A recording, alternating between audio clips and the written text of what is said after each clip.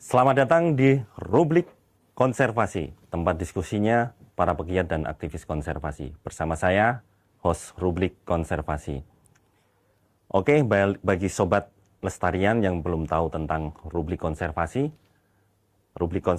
adalah ruang publik konservasi yang didesain untuk diskusi bagi para pegiat dan aktivis konservasi, officially oleh Direktorat Pengelolaan Kawasan Konservasi.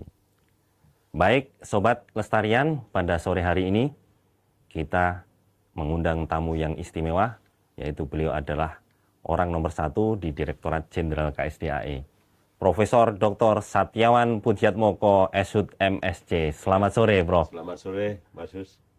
Alhamdulillah, Prof. Sehat, Prof? Alhamdulillah, sehat. Amin, Alhamdulillah. Jadi begini, Prof. Saya langsung saja ya, Prof, ya. Ya, silakan. Prof. Satyawan ini kan sekarang Dirjen KSDAE, ya. Pandangan Prof. Satyawan terkait dengan KSDAE ini apa, Prof? Ya, saya kira Direktorat Jenderal KSDAE ini merupakan salah satu Direktorat Jenderal yang sangat strategis Ya. di Kementerian LHK. Iya. Mengapa demikian? Karena di dunia saat ini isu lingkungan yang paling mengemuka, paling tidak ada 3 hal. Yang pertama terkait dengan perubahan iklim, Iya. lalu yang kedua terkait dengan keanekaragaman hayati, Betul. yang ketiga terkait dengan polusi atau Iya. sampah. Iya. Nah, kita dari 3 aspek tersebut yang sering dikatakan sebagai triple krisis, Triple krisis, ya. dunia saat ini kita menangani salah satu krisis, Ada satu ya, Prof, yaitu yang krisis jadi. kehati. Iya, betul. Nah, sehingga apakah krisis ini bisa keluar, kita bisa keluar dari krisis atau tidak, khususnya di Indonesia ini sangat tergantung pada kinerja kita. Iya. Nah, karena KSDAE ini kan mengelola konservasi, mengelola keanekaragaman hayati Iya, di betul. seluruh Indonesia, Iya. mulai dari pucuk gunung sampai dasar laut Nah, kita, iya, kita punya Betul, kawasan Prof. yang dikelola, dan mulai dari taman nasional sampai dengan area penggunaan lain kita Iya. harus mengelola Betul.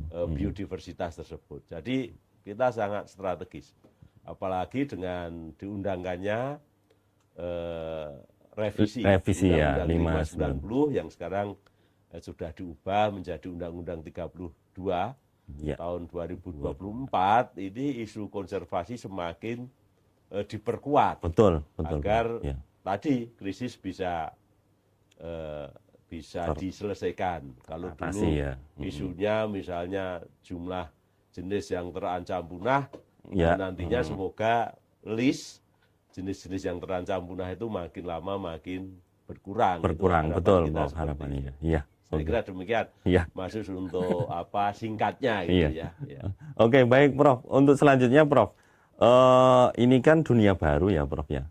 Walaupun sebenarnya Prof Sat ini kan dari akademisi, Iya. dosen, Iya, bahkan iya. udah sampai guru besar, Prof. Iya. Ini jadi ini kan dari akademisi pindah menjadi seorang birokrat ya. Walaupun sebelumnya juga sudah di BRGM ya, Iya, Badan iya, Restorasi Gambut dan Mangrove. Iya. Nah, Prof, apa sih yang mendorong Prof Satyawan ini untuk masuk ke KSDAE ini, Prof? Kira-kira apa, Prof?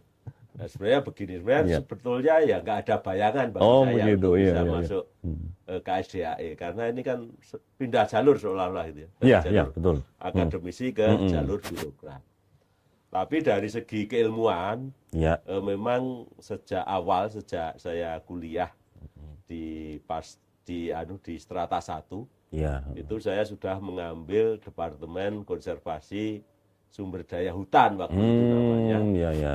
Sehingga untuk masalah-masalah konservasi, baik itu masalah Dasarnya sudah ada ya, Prof. dasarnya sudah ada, Iya.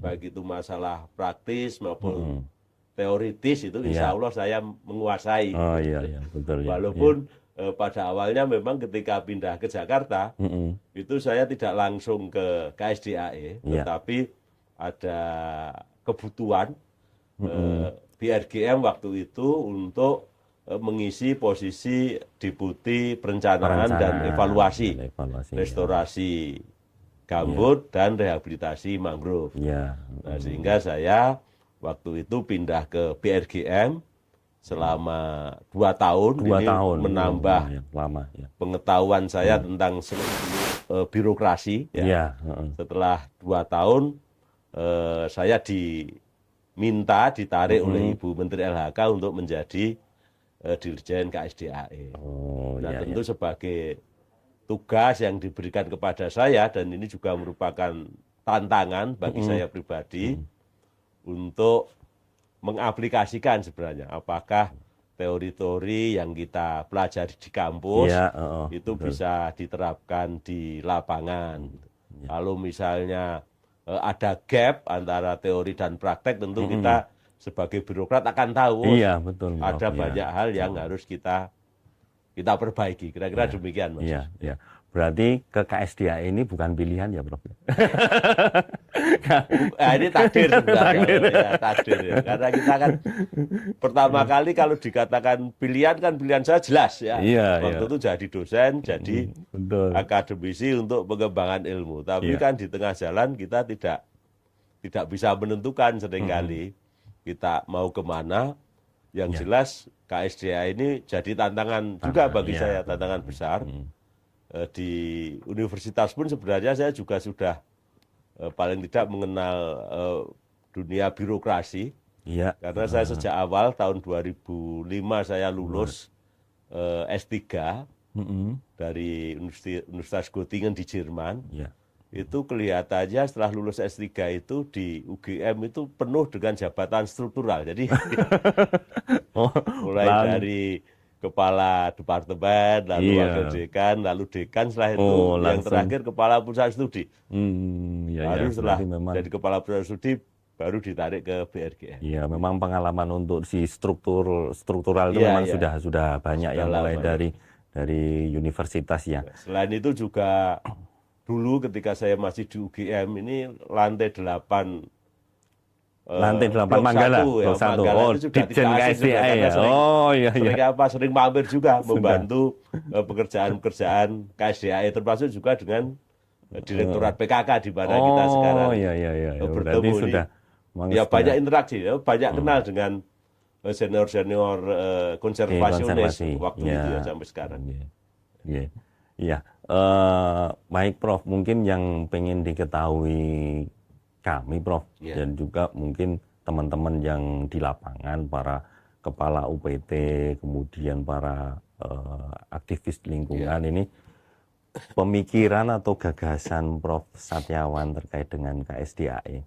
Mungkin bisa diceritakan, Prof, kira-kira mau seperti apa atau mau dibawa kemana, Prof? Iya. Oke, terima kasih. Jadi kalau KSDAE ini kan kita punya dulu Undang-Undang 5 90 dengan 3 pilarnya. Yang pertama adalah perlindungan sistem penyangga kehidupan dan proses-proses ekologi yang penting dalam satu ekosistem. Lalu yang kedua adalah pengawetan keanekaragaman spesies, ekosistem, genetik itu. Dan yang ketiga adalah pemanfaatan secara lestari. Betul. Ya, baik itu ekosistem, spesies maupun genetik. Nah, dari pengalaman mulai Undang-Undang 5 90 diundangkan sampai dengan terjadinya revisi Undang-Undang 5 sekarang menjadi Undang-Undang 32 2024, ada satu hal yang sebenarnya belum banyak difikirkan, terutama yang pilar pertama, perlindungan sistem penyangga kehidupan dan perlindungan proses-proses ekologi. Itu kan sampai sekarang PP-nya belum jadi. Iya, peraturan pemerintah turunan undang-undang. Dan sebenarnya ini yang menjadi pokok dari konservasi keanekaragaman hayati. Nah, mengapa demikian? Karena konservasi keanekaragaman hayati itu sebenarnya harus berbasis pada bentang lahan, berbasis pada landscape. Ya, betul. Ada network antara satu lokasi dengan lokasi yang lain. Tidak terkotak-kotak tidak terkotak-kotak dan tidak terisolasi. Jadi kita tidak bisa mengelola taman nasional hanya taman nasional itu sendiri, tapi juga harus dihubungkan dengan kawasan-kawasan penting yang ada di sekitarnya. Begitu juga dengan SM, begitu juga dengan CA dan lain sebagainya. Nah, oleh sebab itu gambaran kita ke depan, bukan saya pribadi, tapi gambaran kita ke depan yang diamanatkan oleh Undang-Undang konservasi yang baru direvisi itu adalah konservasi yang berbasis landscape. Dan itu secara saintifik sangat masuk akal ya. Karena dengan berbasis landscape maka daya dukung habitat, ketersediaan habitat itu makin luas ya, makin luas. Sehingga populasi yang didukung pun juga makin banyak. Ya, dengan konsep kalau secara teoritis konsep metapopulasi misalnya itu bisa kita terapkan.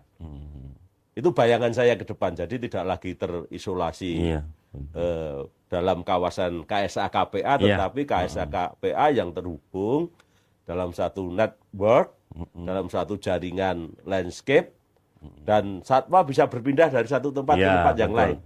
Dan tidak ada misalnya nanti kalau ada satwa yang keluar katakanlah di HTI misalnya dikatakan wah ini karena kurang pakan, tidak begitu sebenarnya. Tapi memang satwa itu dalam satu home ring itu bisa memanfaatkan berbagai macam tutupan lahan. Misalnya sekarang kalau kita bicara yang ada di lanskap Kampar Kerumutan misalnya, harimau bisa saja di HTI. Lalu kembali lagi ke SM, bisa kembali ke TN, tapi HTI itu sebagai habitat dari harimau yang nantinya akan ada beberapa pengaturan. Nah, visi itu memang harus lalu diterjemahkan di dalam pelaksanaannya bagaimana nantinya kan seperti itu. Ada regulasi yang harus kita susun. Dan ini harus difahami oleh teman-teman semua di UPT tentang konservasi berbasis landscape, berbasis bentang lahan, dan konservasi sebagai sistem penyangga kehidupan yang cakupannya KSA, KPA, dan satu lagi ada area preservasi. Ini harus menjadi satu konsep yang koheren kita lakukan bersama.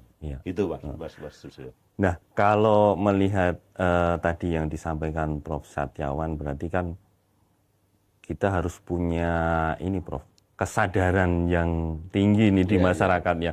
Kalau saat ini kan kalau ada misalkan satwa keluar dari kawasan konservasi udah rame itu Prof. Nah, itu kan butuh effort dari Prof. Satyawan dan teman-teman di UPT untuk bagaimana cara untuk ini ke masyarakat ya. Iya. Jadi memang kalau kita sekarang bicara pengelolaan satwa liar, pengelolaan keanekaragaman hayati berbasis landscape, itu kita juga harus sadar bahwa dalam satu landscape itu banyak pemangku lahan yang berbeda-beda. Yang mungkin juga goalnya itu beda-beda. Kepentingannya juga berbeda-beda. Nah, oleh sebab itu ketika kita melakukan konservasi berbasis landscape, salah satu kata kuncinya adalah kolaborasi. Kolaborasi dalam pengelolaan kehati. Dan kehati harus juga menjadi goal, harus menjadi tujuan. Walaupun misalnya dia di hutan produksi atau bahkan mungkin di APL. Jadi jangan sampai dia menjadi nomor 2 atau nomor 3. Ini harus kita sama-sama optimumkan. Karena sangat mungkin hutan produksi menjadi habitat. Harimau itu sangat mungkin. Sangat mungkin. Menjadi habitat rusa juga sangat mungkin. Karena beberapa spesies ini memang memiliki daya adaptasi yang tinggi. Nah, lalu di sini harus ada penyesuaian, penyesuaian para pemangku kepentingan itu. Kalau misalnya sekarang HTI-nya banyak harimau, harus ada mitigasinya. Betul. Mitigasi agar tidak terjadi interaksi negatif. Itu mesti harus kita pikirkan juga. Langkah-langkahnya seperti apa. Itu Mas.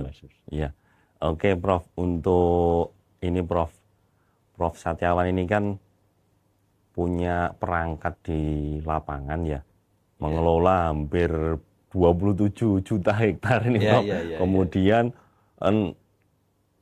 SDM-nya juga banyak, ada 74 UPT, mungkin ribuan personil ini.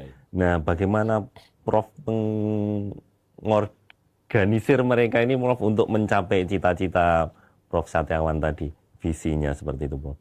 Ada kendala atau gimana? Tentu kendala banyak. Tapi yang pertama tentu kita tadi karena ini ada undang-undang baru, Iya. maka visi baru ini harus mulai kita sosialisasikan agar tanamkan, semua UPT memiliki pemahaman yang yang sama betul, terkait betul. dengan konservasi berbasis landscape itu konkretnya di lapangan seperti apa. Ya. Sehingga ketika kita sudah memiliki visi yang sama, baru kita rumuskan strateginya. Jadi jangan terbalik, betul. strategi dulu baru visi ya. Iya, Lalu visi dulu, visi, ya. setelah itu strategi. Nah tentu untuk strategi ini sangat bersifat lokal seringkali. Ya. Karena satu daerah dengan daerah lain Beda-beda, memiliki ya. perbedaan akar permasalahannya apa. Betul. Ada yang akar permasalahannya ada di perambahan, ada yang akar permasalahannya di perburuan, ada yang masyarakatnya sudah bagus, ya. tinggal meningkatkan ekowisatanya. Ini kan perlu pendekatan-pendekatan yang berbeda. Ya, betul. Itu saya kira tugas kita yang ada di Jakarta itu memberikan visi yang clear bagi teman-teman yang ada di daerah, lalu memberikan guidance. Ya, betul, Prof. Guidance. Lalu tentu saja sebagai leader, selain ada perangkat visi, ada guidance, tentu juga bagaimana kita bisa memotivasi. Iya. Memotivasi teman-teman yang ada di daerah agar memiliki semangat ya di dalam mengelola kehati, sekaligus juga memotivasi karena ini pendekatannya sekarang landscape harus mampu berkolaborasi dengan berbagai pihak. Ini yang harus kita perubahan paradigma istilahnya. Perubahan paradigma yang cukup mendasar sebenarnya. Jadi harus kita siapkan betul-betul ini SDM tentang pemahamannya terhadap paradigma baru ini dan bagaimana menjalankan di lapangan. Itu Mas. Oke, Prof. Ini kami sekarang mau melihat yang lebih santai, Bro, terkait dengan keseharian Prof. Satiawan. Kalau terkait dengan misi, visi, dan tadi strategi kan sudah diurai dengan cukup jelas ya, menjadi panduan buat teman-teman di lapangan. Sekarang agak santai, Prof. Saya kita pengen melihat aktivitas Prof. Satiawan ini sehari-hari itu seperti apa? Mulai dari ini sekarang tinggal di Jakarta ya, Prof? Di Jakarta. Keluarga di Jogja. Keluarga di Jogja. Berarti sering LDR. Kalau di kami biasanya itu rocker, Prof. Rombongan kereta. Saya juga di Jogja, Prof. Ini keluarga. Rombongan PJKA. PJKA apa, Prof? Pulang Jumat kembali Ahad. Nah, itu betul. Tapi kalau kami ekonomi, Prof. Kalau Prof Sat harusnya ya VVIP. Kalau enggak pesawat lah, kereta. Jadi, oke, selanjutnya, Prof. Sehari-hari, Prof. Ketika pagi hari tinggal di Jakarta ya, bangun tidur, apa aktivitasnya, Prof? Sebelum berangkat ke kantor ini? Ya sebenarnya kan kalau kita bangun ya seperti biasalah teman-teman yang lain. Kalau kita sebagai Muslim ya sholat subuh, setelah itu kalau masih ada waktu kita jalan-jalan sebentar gitu. Kebetulan saya tinggal di Menteng, di Cikini ya. Cikini, iya. Di situ kan masih banyak jalur pohon-pohon bagus itu, Pak. masih besar gitu. Jalan-jalan, setelah itu pulang. Saya tidak biasa makan pagi, makan berat gitu, enggak. Bukan karena LDR kan, Prof? ya makan seadanya gitu. Lalu kopi ya, setelah itu mandi ya berangkat ke kantor. Tapi sebenarnya saya tuh kelihatannya ini setelah saya hitung-hitung lebih banyak di luar Jakarta daripada di dalam Jakarta. Oh begitu, karena pekerjaan harus ke sana kemari ya. Itu tadi punya 27 juta hektar. 74 UPT, paling tidak setiap minggu pasti keluar daerah, paling minimum dalam 2 minggu sekali lah. Tapi kelihatannya akhir-akhir ini jarang sekali 2 minggu sekali. Biasanya bisa malah seminggu 2 kali. Bisa seminggu 2 kali atau 3 kali. Jadi kegiatannya malah di luar. Oke, baik, Prof. Berarti kalau di rumah seperti itu ya pagi ya, sempatkan jogging juga gitu ya. Olahraga apa, Prof, yang biasa dilakukan selain jalan itu saja ya setiap pagi ya? Untuk menjaga kesehatan kita. Tapi terjaga ini, Prof, bodinya. Maksudnya dari dulu waktu masih di dosen, kemudian sampai BRGM, sampai sekarang sepertinya saja dulu. Dari dulu sampai sekarang. Kemudian Prof, kalau sampai di kantor ini, nah, sampai di kantor, aktivitas pagi apakah menyapa teman-teman atau Iya, iya. sudah ada pekerjaan apa yang harus diselesaikan nih Prof? Rutinitasnya kalau di kantor seperti apa? Nah itu tadi karena saya sering ke daerah, Mm-mm. biasanya kalau sudah sampai kantor itu tumpuan surat sudah segini Mas. Itu yang harus segera diselesaikan itu Iya, iya. selain Bisa sampai berapa Prof? Satu ya, hari berapa puluh? wah itu saya nggak ngitung gitu, tapi ya cukup cukup banyak dan surat itu kan ada yang harus kita Urgent, pahami, ya, ada yang ya. bisa mungkin langsung didisposisi kan Iya, gitu. iya, Lalu iya, cukup iya. banyak juga surat untuk KSDAE yang harus Iya. kita selesaikan pada hari itu, terutama yang kita prioritaskan misalnya untuk izin-izin usaha itu ya, itu kan terkait Yang layanan publik ya Pak ya, layanan publik yang itu harus kalau bisa ya disegerakan Iya, gitu karena betul. itu kan salah satu bentuk bagaimana KSDAE memiliki impact ke masyarakat, Iya, betul. terutama untuk ya kalau ngomong besarnya kan bagaimanapun juga kita juga berkontribusi untuk pertumbuhan ekonomi, Betul, terutama di ya, sekitar ya. kawasan konservasi. Kalau kita tidak lekas cepat-cepat tanda tangan, itu kan ada berapa orang yang Iya. Iya. yang harus dapat rezeki tidak misalnya. Jadi Betul, harus kita iya. harus kita Iya. Prioritaskan kita ya. prioritaskan, termasuk juga untuk teman-teman di daerah ini kalau ada Betul. izin-izin Iya. semua sudah lengkap ya segera saja ditandatangani agar perekonomian daerah juga bergerak, Iya, betul. sehingga masyarakat bisa tahu manfaat konservasi terhadap sosial ekonomi mereka. Ya, ya, ya. Keren sekali nih Prof saat ini. Kalau sehari-hari sore kan aktivitas di kantor sudah selesai, sampai jam berapa Prof biasanya Prof? Ya tergantung juga ini. Oh, tergantung juga. Biasanya sampai di rumah tinggal ampasnya saja. Sudah nggak bisa ngapa-ngapain lagi, tinggal mandi ya mungkin terus setelah itu tidur ya. Oh, iya, Sampai iya. nanti menunggu pagi hari berikutnya gitu. Nggak ada ini Prof, apa tips-tips khusus biasanya kan ada minuman atau makanan yang khusus yang biar meningkatkan vitalitas kinerjanya gitu. Ya. Kalau saya yang penting agar sehat jangan berpantang makanan. Oh, malah begitu ya. Makan. Ya.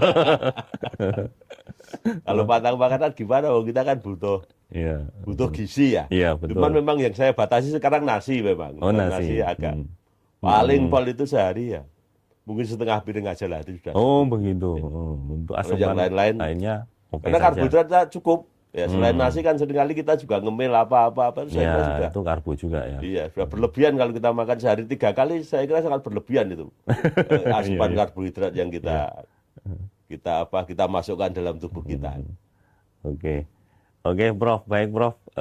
Mungkin ini yang terakhir, Prof. Setelah Prof saat ini kan sudah 1 tahun 3 bulan di Direktorat Jenderal KSDAE. Kira-kira apa yang ingin dicapai atau yang belum tercapai dari Prof Satyawan saat ini yang menjadi cita-citanya begitu? Kalau cita-cita pribadi tentu sudah tidak ada lagi. Oh, sudah tidak ada lagi. Jadi yang penting kalau bagi saya adalah itu tadi bahwa 3P, 3 pilar itu saya kira prinsip universal untuk konservasi dan itu memang dulu disusun pertama kali tahun 1980 sebenarnya sudah ada sampai sekarang masih relevan dan itu ada di beberapa undang-undang, tidak hanya di Undang-Undang 32 atau Undang-Undang 590 tapi juga ada di Undang-Undang Lingkungan Hidup juga ada di sana. Nah kalau cita-cita saya semoga nanti yang 3P itu betul-betul bisa terimplementasikan secara konsekuen gitu. Terutama untuk P yang pertama ini PR besar bagi kita semua untuk menyusun itu setelah terlupakan hampir dari tahun 90 sampai dengan tahun 2034 ya, tahun. 34 tahun belum kita pikirkan secara serius dan sekarang waktunya karena apa? Karena yang namanya biodiversity itu sekarang kan tidak hanya diartikan bahwa spesies kita bisa bertahan populasinya kan tidak hanya itu aja.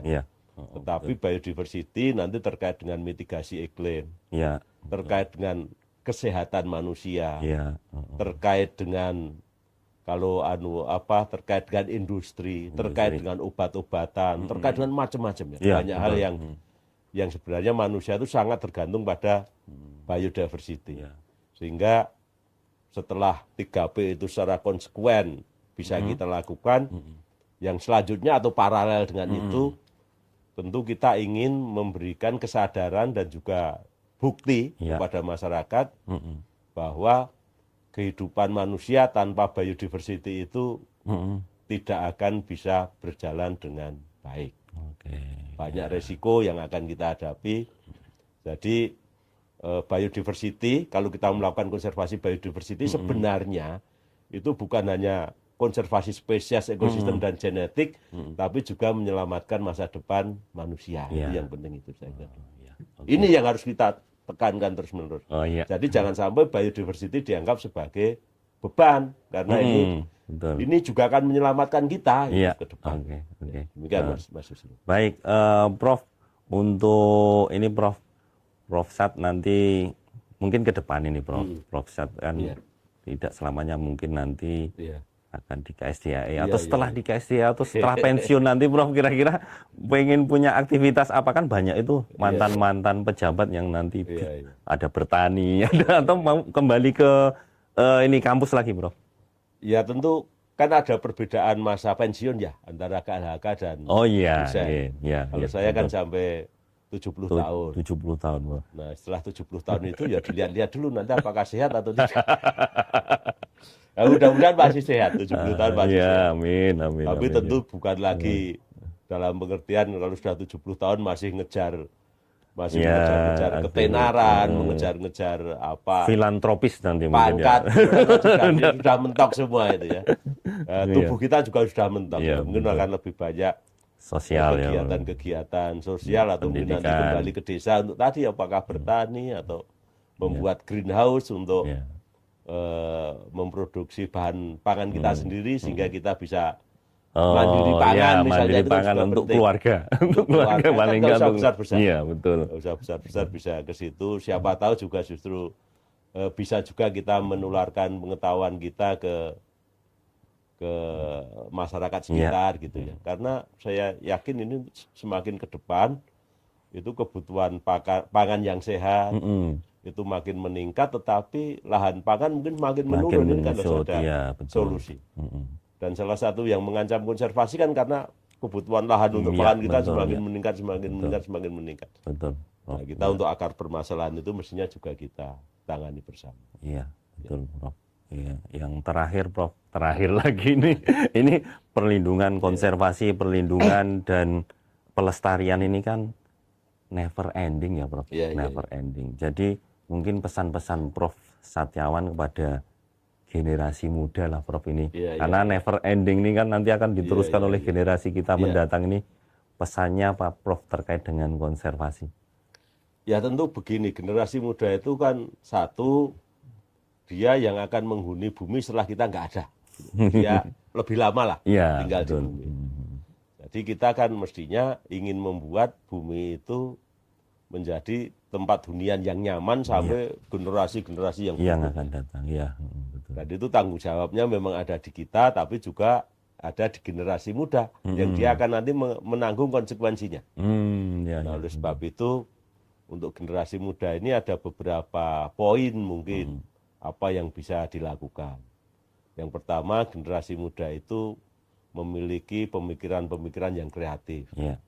Oleh sebab itu kami sebenarnya juga sangat mengharapkan solusi-solusi kreatif dari para generasi muda agar konservasi ini bisa sukses. Tidak sekedar misalnya terkait dengan aksi langsung di lapangan, tapi bagaimana generasi muda menginspirasi, menginspirasi masyarakat, menginspirasi sesama generasi muda, melalui platformnya kan banyak. Generasi muda menguasai Instagram, Facebook, Twitter, TikTok dan lain sebagainya kan, itu bisa, dan itu relatif gratis. Dan dia bisa menyuarakan hal-hal yang terkait dengan konservasi itu tanpa batas sebenarnya, ke siapapun bisa, tidak dibatasi juga oleh waktu Tidak harus kita misalnya ikut media mainstream juga tidak, tapi masing-masing orang bisa memberikan pesan-pesan yang positif Ya. lewat media sosialnya masing-masing. Itu yang pertama. Jadi menjadi influencer lah. Ya. Influencer agar semangat konservasi itu ada di masyarakat dan berkembang. Iya. Tidak hanya semangatnya tapi juga berkembang. Lalu yang kedua tentu jangan hanya ngomong, ya, jangan hanya mempromosikan, tapi juga tindakan-tindakan nyata, Iya, betul. kerja-kerja di lapangan, misalnya Kerja dengan nyata, ya. ikut bergabung, misalnya kalau di KLHK ada kader konservasi, Iya, misalnya, betul. ada green leadership, Iya. misalnya, ada youth movement, misalnya, itu ya. yang harus Anak-anak diperkuat, muda, ya, ya, Pak. karena kalau kita bekerja sendirian tentu lain dengan kalau kita bekerja bersama-sama. Iya, betul. Selain memperkuat network juga dengan bekerja bersama-sama bisa saling menginspirasi, saling menginspirasi dan mungkin masalah-masalah yang rumit di lapangan itu bisa dicarikan solusi kalau kita melakukan diskusi atau bisa berpikir bersama-sama. Ya. Saya kira itu, Mas. Siap, Prof. Satyawan. Terima kasih, Prof, atas kehadirannya pada sore hari ini. Banyak sekali tadi visi, misi, dan gagasan Prof tentang KSDAE ini.